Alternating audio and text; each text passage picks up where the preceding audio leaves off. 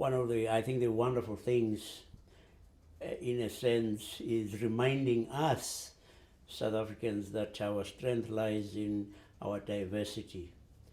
That even in the best kind of family, there is hardly ever unanimity of views, and we need to keep remembering. I mean that we are made really for interdependence, because none is wholly self-sufficient. We are really meant to live in complementarity. And at the present time, you can have no doubt at all that we are a diverse people. We have people from an Asian background, we have people from Europe, we have indigenous people, and we were being reminded ourselves that it has been in that recognition of our interdependence that we have found our greatest strength. But Ubuntu is more than that. It is also something that speaks of generosity,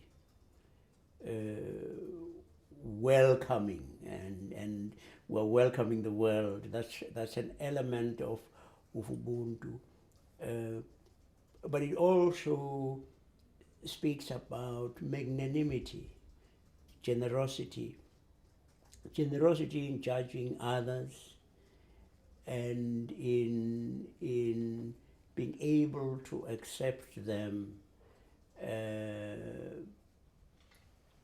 despite all their flaws, perhaps because of their flaws. Because none of us is perfect. We have very many problems. There's no question about that. Poverty, we have a major problem, HIV and AIDS. Fortunately, I mean, we have at the helm now in the Department of Health people who abide by the conventional position. We have a high level of crime. But I've always said we are a scintillating success waiting to happen. I think we've lost the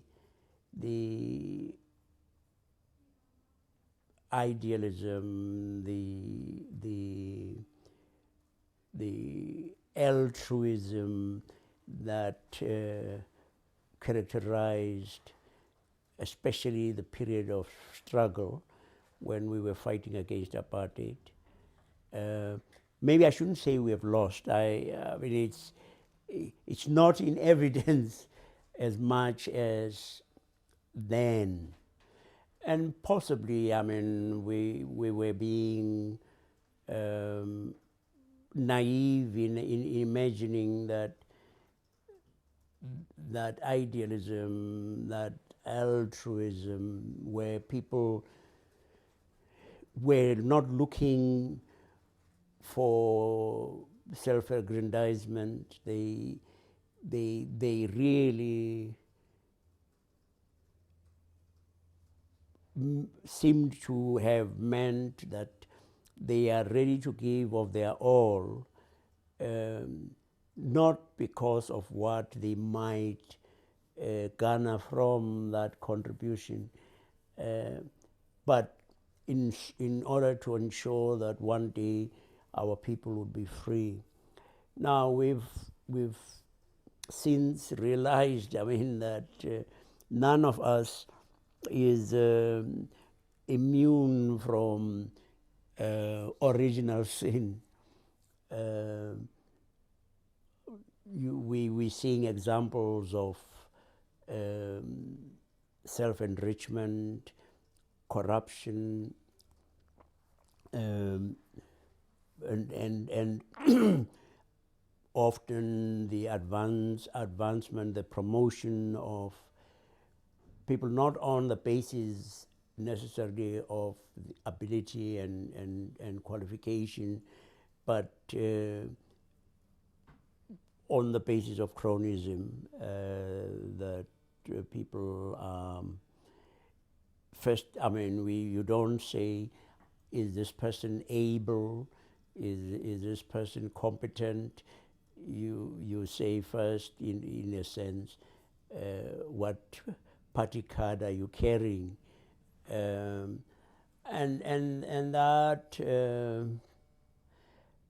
has, as we're taking the gloss, the shine of, I mean, the achievement that we attained, where we had a relatively peaceful transition from the injustice of apartheid to the freedom of democracy.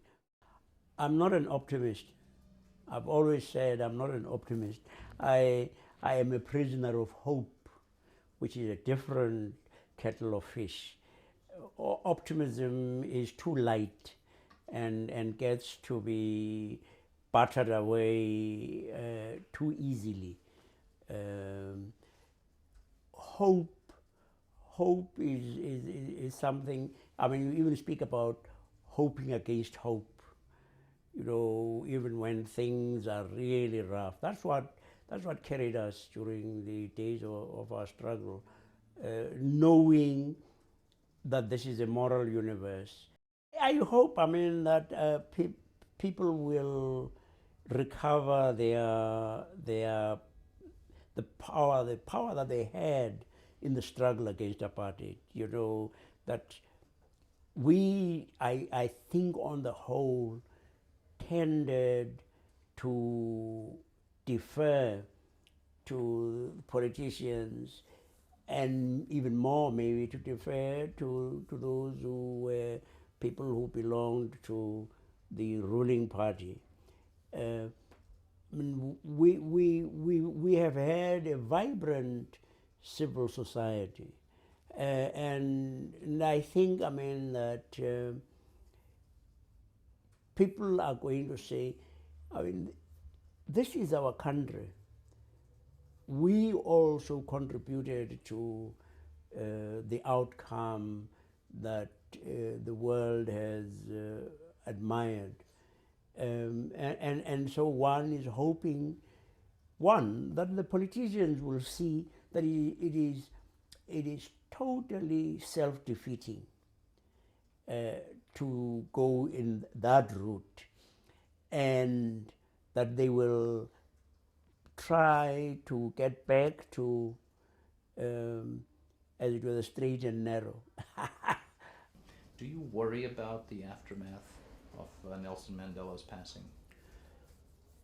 Only to the extent that, I mean, we are going to feel a deep sense of loss.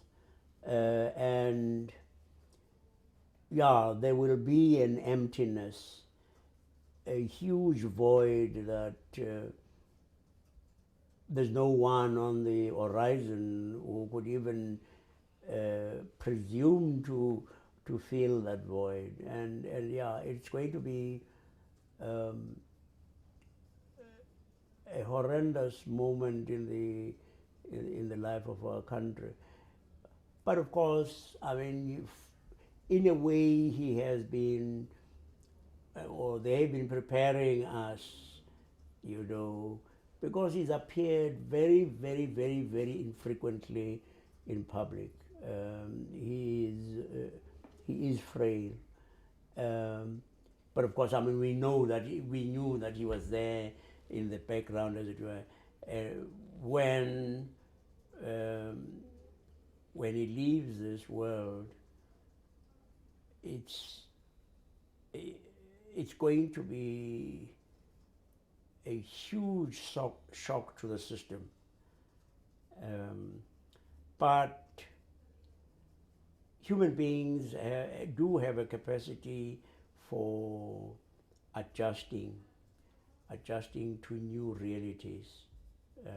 I mean, you can see it with our white compatriots, who many of whom would have thought that it would be unthinkable to live under a black majority government. But people are just. We want to move on. But it is also dangerous not to remember your history. Dangerous that you forget the price, the very heavy price that was paid for us to be where we are now, and so you would become fairly lackadaisical about it, and not cherish it.